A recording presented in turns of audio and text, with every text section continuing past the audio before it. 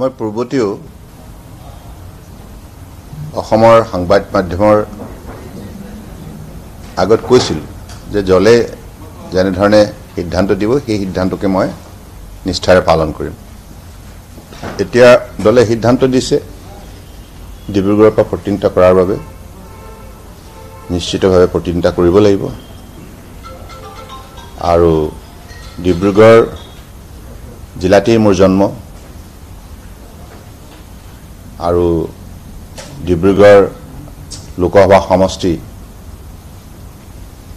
ৰাইজে মোক পূৰ্বতেও মৰমৰ আশীৰ্বাদ দিছে আৰু তেখেতসকলৰ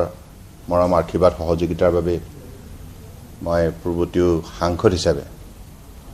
2004 পৰা 9 লৈকে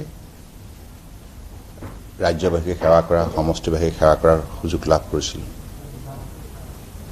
আৰু এইবাৰো মোক এটা সুযোগ দিছে। গতিকে প্ৰথমতে মই ডিব্ৰুগড় লোকসভা সমষ্টি তিনিচুকীয়া ডিব্ৰুগড় দুইখন জিলাতে এই সমষ্টিটো গঠিত হৈছে। গতিকে সমষ্টি ৰাইজৰ শীৰ্ষণত মই গভীৰ প্ৰণিপাত যাচিছোঁ, সকলোৰে মৰমৰ আশীৰ্বাদ বিচাৰিছোঁ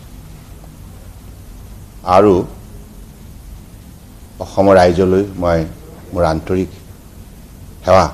জনাইছোঁ, আশীৰ্বাদ বিচাৰিছোঁ আৰু এই সুযোগটো দিয়াৰ বাবে মই নিশ্চিতভাৱে ভাৰতবৰ্ষৰ মাননীয় প্ৰধানমন্ত্ৰী নৰেন্দ্ৰ মোদী ডাঙৰীয়া, ৰাষ্ট্ৰীয় সমিতিৰ সভাপতি JP নাড্ডা ডাঙৰীয়াক আন্তৰিকতাৰে ধন্যবাদ জ্ঞাপন কৰিছোঁ আৰু লগতে অসম চৰকাৰৰ মাননীয় মুখ্যমন্ত্ৰী ডক্টৰ হিমন্ত বিশ্ব শৰ্মা ডাঙৰীয়া আৰু ৰাজ্যিক সভাপতি ভৱেশ কলিতা ডাঙৰীয়াকো মই ধন্যবাদ জনাইছোঁ। সমষ্টি এটাত প্ৰতিনিধিত্ব কৰিব লগা হ'লে নিশ্চিতভাৱে সমষ্টিত নিষ্ঠাৰে আমাৰ কাৰ্যনিৰ্বাহ যিসকলে কৰি আছে, মাননীয় বিধায়কসকল, পঞ্চায়ত হওক বা আমাৰ নগৰ সমিতিৰ জনপ্ৰতিনিধিসকল বা ভাৰতীয় জনতা পাৰ্টিৰ প্ৰতিগৰাকী কাৰ্যকৰ্তাৰ সহযোগতে এই কামখিনিত আমি আগবাঢ়ি যাব লাগিব আৰু সকলোৰে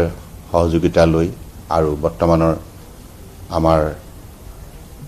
সাংসদ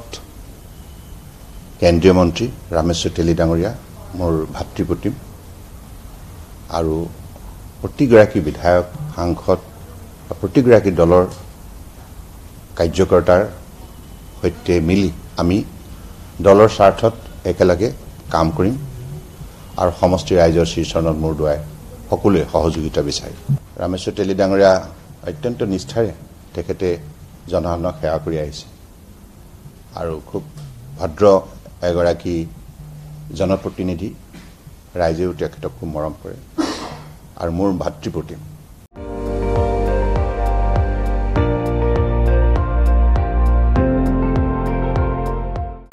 আপুনি চাই আছে ND24, সৰ্বশ্ৰেষ্ঠ নহয় সৰ্বোত্তমৰ দৌৰা।